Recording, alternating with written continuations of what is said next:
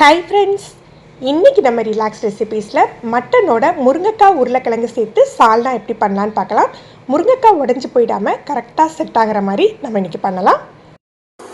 தேங்காய் எண்ணெய் சேர்த்துக்கிறேன். ஒரு 3 துண்டு பட்டை, 3 ஏலக்காய், 2 கிராம்பு, 3 வெங்காயம் பொடியாக கட் பண்ணியிருக்கேன்.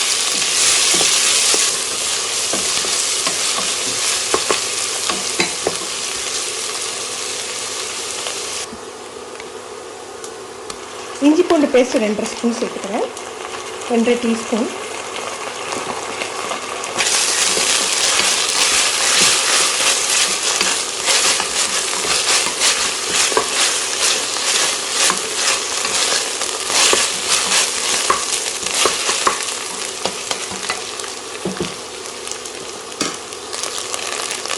மூணு தக்காளி,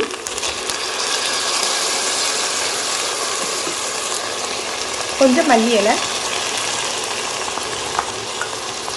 தயிர் சேர்க்குறவங்க தக்காளி கம்மி பண்ணிவிட்டு நம்ம தயிர் சேர்த்துக்கலாம். உப்பு,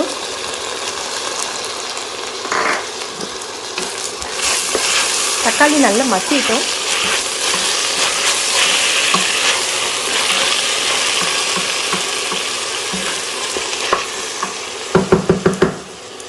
தக்காளி மசிஞ்சிட்டு இதில் 1 டீஸ்பூன் மிளகாய்த்தூள் சேர்த்துக்கிறேன். இது காஷ்மீரி மிளகாய்த்தூள்.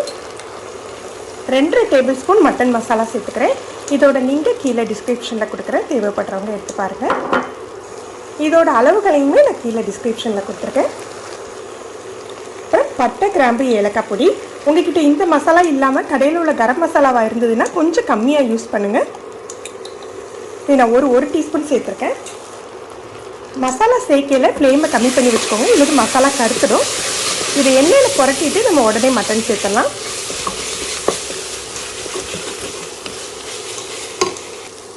நீங்கள் தயிர் சேர்க்கணுன்னா இந்த ஸ்டேஜில் 2 டேபிள் ஸ்பூன் தயிர் சேர்த்துக்கலாம். தயிர் சேர்க்குறதா இருந்தால் ஒரு தக்காளி கம்மி பண்ணிக்கோங்க. 1/2 கிலோ மட்டன் க்ளீன் பண்ணி எடுத்து வச்சுட்டு இதை சேர்த்துக்கலாம்.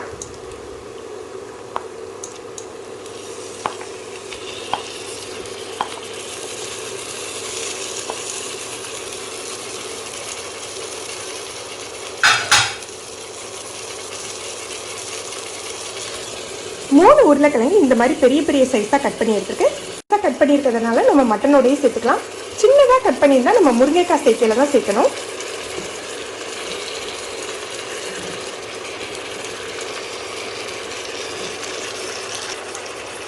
இப்போ இதை நல்ல மசாலாவோடு சேர்த்து புரட்டி விட்டுறலாம்.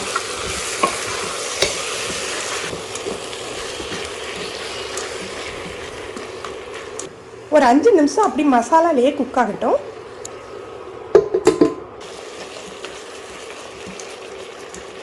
இப்போ நம்ம தேவையான அளவுக்கு தண்ணி சேர்த்துக்கலாம். நான் இன்றைக்கி ஒரு 3 கப் அளவுக்கு தண்ணி சேர்த்துருக்கேன். ஏன்னா நம்ம அதுக்கப்புறம் முருங்கைக்காவும் சேர்த்து வேக வைப்போம், தேங்காய் சேர்ப்போம். அதனால் கொஞ்சம் தண்ணியாக இருக்கிற மாதிரியே வச்சுக்கோங்க. உப்பு ஆல்ரெடி சேர்த்துருக்கோம். இப்போ தேவையான அளவு உப்பு காரம் நம்ம சேர்த்துக்கலாம்.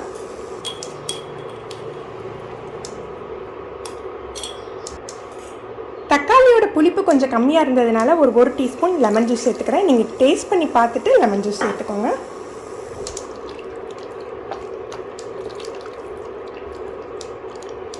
இப்போ இதை மூடி வச்சு மீடியம் ஃப்ளேமில் ஒரு 12 நிமிஷம் குக் பண்ணிடலாம். வழக்கமாக நான் மட்டனுக்கு 15 நிமிஷம் வைப்பேன். திருப்பி நம்ம முருங்கைக்காய் சேர்த்து வேக வைக்கிறதுனால 12 நிமிஷம் மட்டும் வச்சுக்கிறேன்.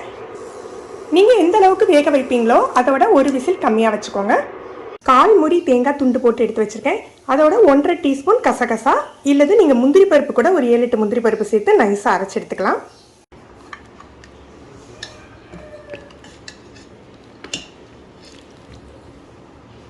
இப்போ நம்ம முருங்கைக்காய் சேர்த்துடலாம்.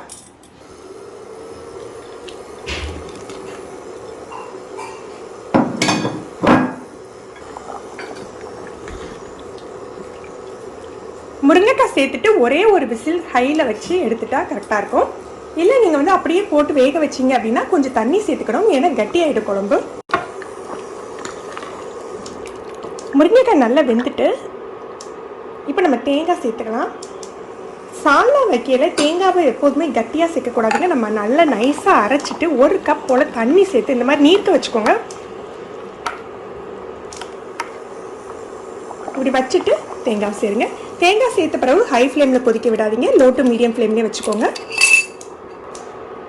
தேங்காவை இந்த மாதிரி நீர்க்க பண்ணிவிட்டு சேர்க்கலைன்னா சால்னா ரொம்பவே கட்டியாயிடும்.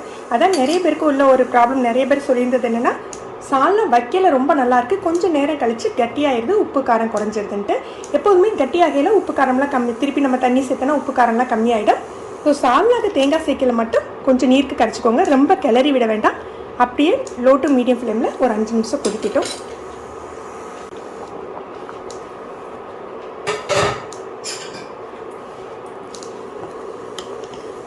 சால்னா நல்ல எண்ணெய் பிரிஞ்சு ரெடி ஆயிடுச்சு.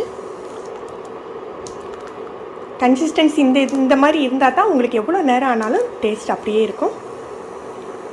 ஃப்ரெண்ட்ஸ், நீங்களும் இந்த ரெசிபி ட்ரை பண்ணி பாருங்கள், எப்படி இருந்ததுன்னு கமெண்ட் பண்ணுங்கள்.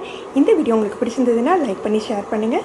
நீங்கள் நம்ம சேனலுக்கு புதுசு இன்றைக்கி தான் ரிலாக்ஸ் ரெசிபிஸ் பார்க்குறீங்கன்னா சப்ஸ்கிரைப் பண்ணி கீழே உள்ள பெல் பட்டனில் ஆல் செலக்ட் பண்ணி வச்சுக்கிட்டிங்கன்னா நம்ம சேனலில் வீடியோக்கள் போட்ட உடனே உங்களுக்கு நோட்டிஃபிகேஷன் கிடைக்கும். தேங்க்யூ.